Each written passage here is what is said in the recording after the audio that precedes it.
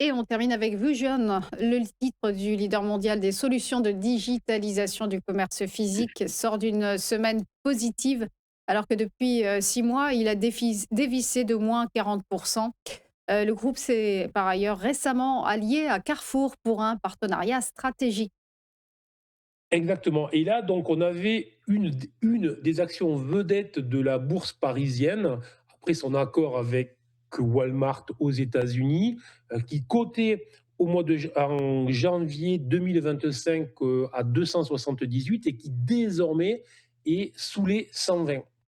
Donc, autrement dit, une chute colossale et une chute brutale. Alors, j'avais indiqué que j'avais des objectifs baissiers autour des 128 parce que tout simplement, l'action, on le voit bien sur le graphique, nous avait dessiné une configuration que l'on appelle un double sommet.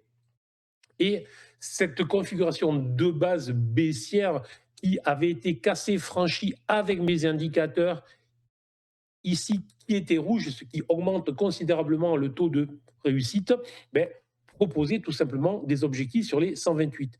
Mais ce qu'il faut noter, c'est que durant toute cette phase de baisse, la plupart des analystes, la plupart des conseillers qui sont rarement les payeurs, étaient toujours à l'achat sur la valeur, parce que je dis bien, et c'est là, c'est vraiment le conseil, c'est là où je veux en venir avec cette action, c'est que lorsqu'on investit, on doit vraiment prendre ses responsabilités, on ne doit pas écouter ce qui se dit et on doit surtout gérer son risque. Parce que ceux qui ont acheté à 260, 70 en écoutant que l'on était sur une valeur de croissance magnifique et qu'il fallait vraiment accumuler des titres, les acheter. Aujourd'hui, à 120, vous faites quoi si, entre-temps, vous n'avez pas placé des stops, si, entre-temps, vous n'avez pas géré votre risque. Donc, il est essentiel, lorsqu'on investit, non pas d'écouter les uns et les autres, on peut se baser sur une opinion, mais dans tous les cas, lorsqu'on ouvre une position, on met un stop. Alors, on peut être un stop que l'on place, on peut le faire en fonction de la taille que l'on investit. Mais bon, dans tous les cas, on ne se laisse pas embarquer dans une descente de ce type, puisqu'effectivement, le problème qu'il y a, c'est que plus ça baisse, moins on ose couper la position perdante. Et c'est vraiment ce qu'il ne faut pas faire. Donc, mon conseil face à ce type de valeur, c'est pas parce qu'on vous le conseille à l'achat qu'il faut se positionner. Il faut se positionner parce qu'on a une entrée crédible et dès lors qu'on se positionne, on place un stop. Et donc, à court terme, quand même, je reviens sur cette valeur.